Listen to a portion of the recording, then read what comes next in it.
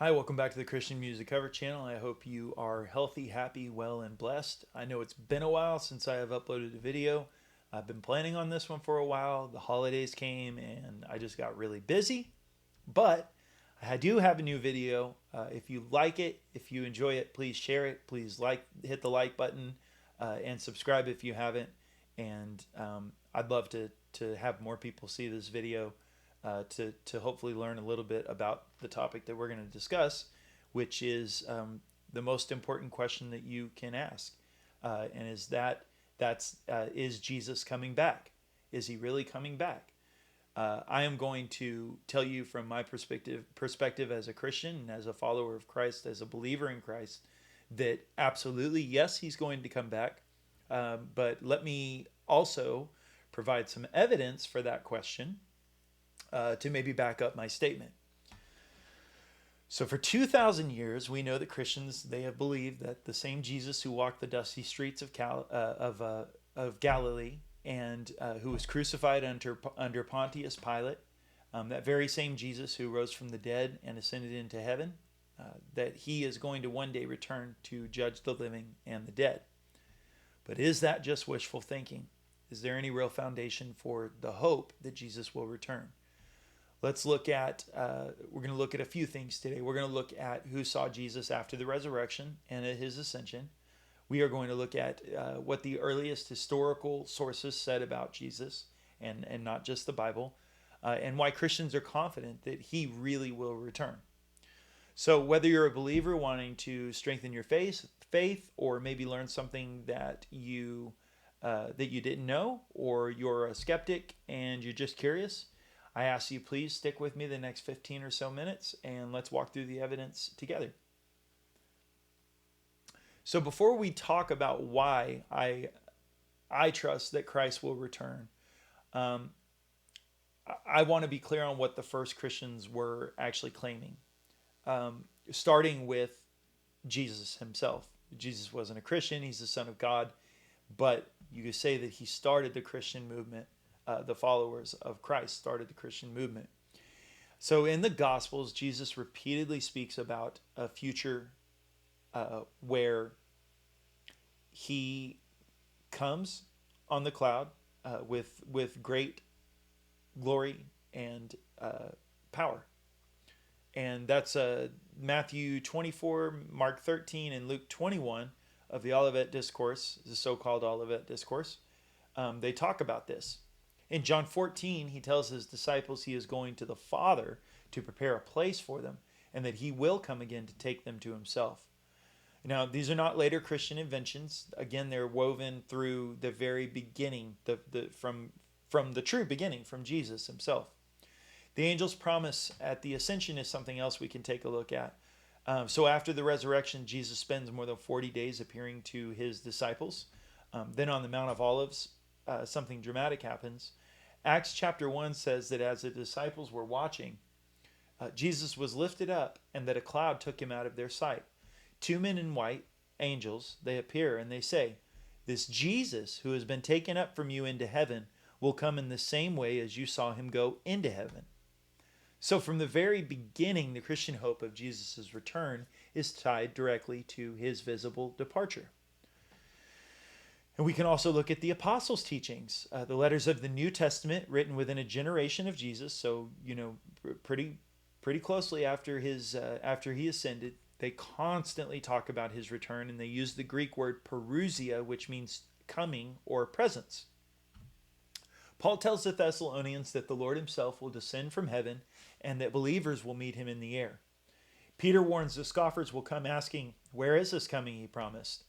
Which makes sense if this was kind of a central theme from the beginning.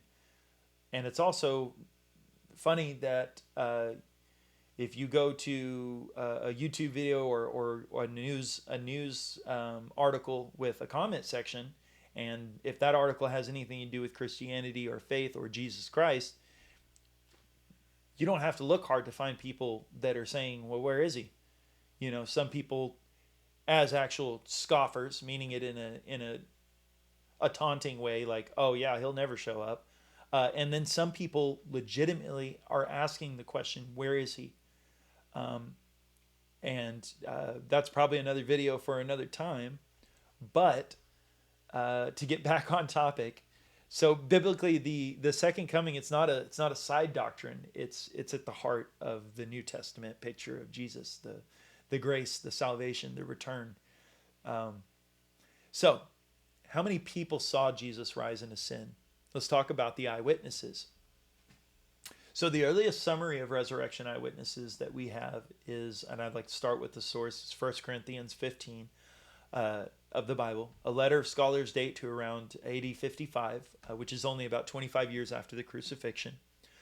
Paul says that he's passing on what he received, that Jesus appeared to Cephas, Peter, then to the rest of the 12. Then he appeared to more than 500 brothers and sisters at once, most of whom were still alive. Then to James, then to all the apostles, and last of all to Paul himself. You know, the most of all, the most of whom are still alive line comment from Corinthians, that is, it's very important because Paul is basically saying, if you want to check this, there are hundreds of people you can go ask that will still confirm this. And I want you to think this is during the time that Christians were being persecuted and being martyred, the disciples for their faith. So in terms of resurrection appearances, we're talking about the core group of the apostles. We're talking about Jesus' own brother James. We're talking about Paul. And then we're talking about a crowd of over 500 people at 500 people. Well, we're going to go on to that. A crowd of over 500 people. We'll go there. So eyewitnesses of the ascension. The ascension is a specific event, and Jesus obviously was taken up into heaven. The book of Acts tells us that it happened while his followers were watching. So afterward, the apostles returned to Jerusalem from the Mount of Olives, and they gathered with other believers. Now, a few of the details that I pulled together, Acts 1 verse 2 through 3, speaks of Jesus giving instructions to the apostles that he had chosen during his 40 days of appearances. And then Acts also lists the names of the 11 who were present after the ascension, Peter, John, James, Andrew, and the others. And then a few verses later, Acts 1 verse 15, says that in those days the number of believers was about 120. Scripture does not give us a precise head count of how many watched the exact moment that he rose into the clouds. The minimum group is at least the core apostles, and a lot of scholars think that a larger group of disciples was present, possibly many of that 120 believers. So I can honestly say that dozens definitely witnessed the ascension, or at least said that they did. Mind you, at the time, which is a very dangerous thing to do. They'll lie to live, but no one's going to lie to die. So that's something else that you can consider while we're going through this. So hundreds more also saw the resurrected Jesus in the weeks leading up to the event. What I can't say with integrity, again, and this is kind of why I stopped myself earlier, I started to say it, but it's not really, I can't say it for certain, is that exactly 500 people saw him ascend. The number 500 is linked to a resurrection appearance, and it's not clearly just the ascension itself. So it includes, the 500 people that saw him, both in the resurrection and at the ascension. So why these eyewitness claims matter? In the ancient world, there were 2 or 3 witnesses that could establish a matter legally. Here we're talking dozens of named witnesses and hundreds of unnamed ones. The New Testament writers are not saying we had a private spiritual feeling. They're actually saying, hey, look, we saw him with our own 2 eyes. We touched him, we ate with him, and we watched him go.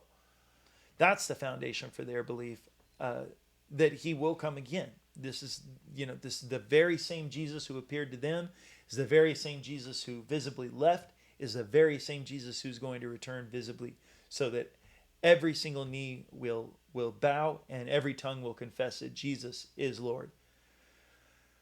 Let's talk about some sources outside of the Bible that mention Jesus now. So these sources don't talk about the second coming, but they do show that Jesus was a real historical figure. He was crucified under Pontius Pilate, and that his followers believed extraordinary things about him very early on. Um, Now that matters because if the core story is grounded in history, which it is, the promises tied to that story become much more than just a myth.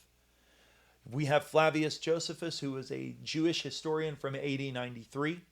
Uh, he had a work titled Antiquities of the Jews, and he mentions Jesus in two different places. In Book 18, he describes Jesus as a wise man and notes that Pilate condemned him to the cross and that his followers did not abandon him and that they continued the movement.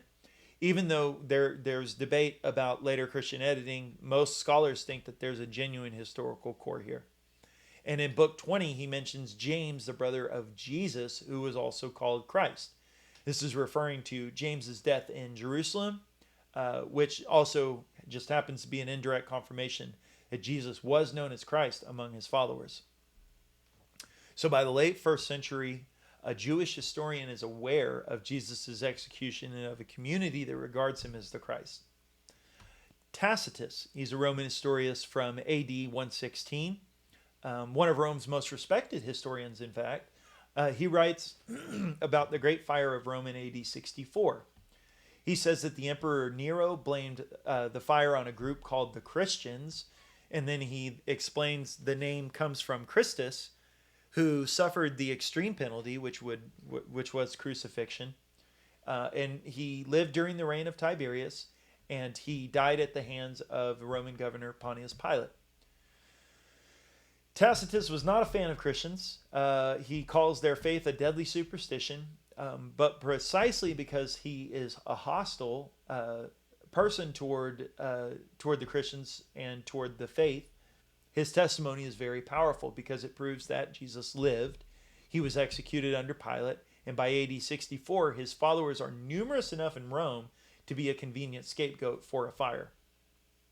Actually, I didn't do enough research about that fire, but I don't know, maybe that'll be a different video too. Pliny the Younger, Roman governor from AD 111 through 113.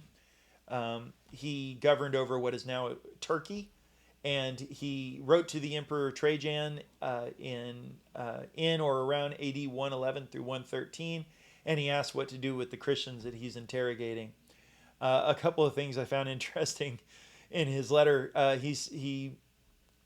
He says that the Christians meet before dawn, that they sing a hymn to Christ as to a god, and that they bind themselves by oath to moral living. So within about 80 years of the crucifixion, you've got Roman officials describing Christians as people who worship Christ as divine. That lines up with the New Testament picture perfectly. And then you have Suetonius, who was a Roman biographer in the early 2nd century.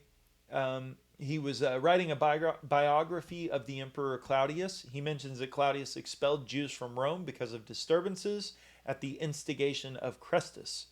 So many scholars think that this likely refers to disputes in the Jewish community about Christ and what his role was.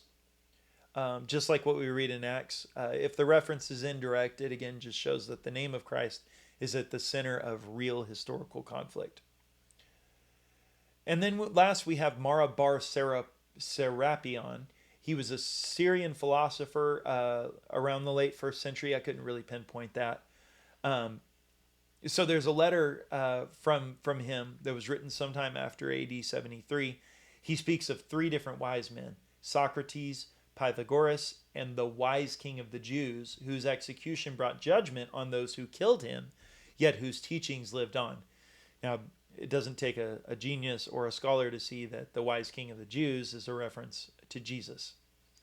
None of these writers are trying to preach the gospel, but together they confirm the core, the bones of the Christian story, the skeleton, if you will, that there was a man named Jesus, also Christ, that he lived in Judea, he was crucified under Pilate, and his followers continued proclaiming him as Christ, even worshiping him as God, while being hunted for their belief. And also that this movement spread incredibly fast. So if the historical core stands up to scrutiny, then we have a good reason to take seriously that those earliest witnesses said. Sorry, we have a good reason to take seriously what those earliest witnesses said about his future return. So why are Christians sure that he'll return? So, how do we know Christ will return? From a Christian point of view, from my point of view, it is not blind optimism. It's built on 3 pillars. You have the track record of fulfilled promises. Jesus was making difficult, risky claims that were vindicated in history. For example, he predicted his own suffering, his death, as well as his resurrection. And he also predicted the coming destruction of the Jerusalem temple, which took place in AD 70. His followers didn't gain power or comfort by clinging to these claims. Most of them suffered persecution endlessly, and according to early tradition, martyrdom because of their witnesses. Not early tradition, according to writings, they were being killed for what they believed. If he was trustworthy in the past, Christ was trustworthy in the past, and in things that can be checked, then Christians can conclude, just like I conclude, that he is trustworthy about his future promises as well. So we have multiple independent New Testament authors confirming this. We have hundreds of resurrection eyewitnesses, some named. We have a public visible ascension, and we have confirmation from non-Christian historians that Jesus lived, that he was executed, and that he was worshipped as divine from very early on. That convergence doesn't prove the second coming the way that I can prove a math equation, but it does give strong historical footing to trust the one making the promises. And then you have the promises at the ascension. The angel's words in Acts are key. This same Jesus will come back in the same way as you saw him go. This same Jesus, the resurrected physical Christ, he's going to come back, and he's going to appear in the same visible, personal way that he left. That's why for 2,000 years across cultures and denominations, a lot of people, a lot of followers of Christ, Christians, they confessed in their creeds, he will come again in glory. I say it proudly, Christ will come again in glory, and he will save us from this awful world, or what can be an awful world.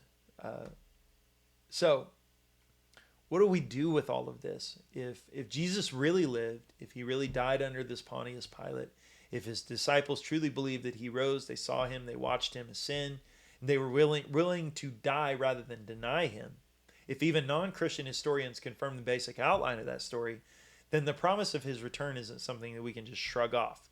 For Christians, the second coming isn't meant to create fear or wild speculation about dates. Really, it's meant to anchor our hope. It's meant to motivate us to stay holy, and to help, I guess, also motivate us to spread the word of Christ, to spread the good news that Jesus died for our sins, that he loves us, and that he wants to take us to heaven. So you don't have to have every question answered to take the next step. The real issue is, what will you do regarding Jesus?